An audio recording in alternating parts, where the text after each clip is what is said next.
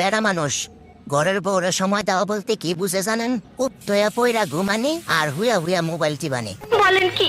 আর এই কামদার মাধ্যমেই হ্যাঁ প্রতি সেকেন্ডে সেকেন্ডে নেকি কামায় মাশাআল্লাহ। এমন নেককার স্বামী পাওয়া হয়েছে ভাগ্যের ব্যাপার, সুবহানাল্লাহ। আর সেই সময়ে একজন নেককার স্ত্রীর উচিত তারে সামনে টাইমে টাইমে খাওন দা হাজির করা।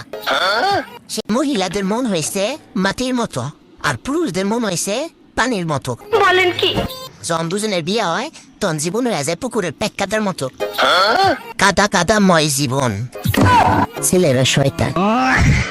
আমার বউ আমারে কইতেছে, তুমি তো সারাদিন বাইরে বাইরে ঘুরো, আমি সারাদিন ঘরে থাকি, আজকে আমার একটু বাইরে নিয়ে যাও না ঘুরতে।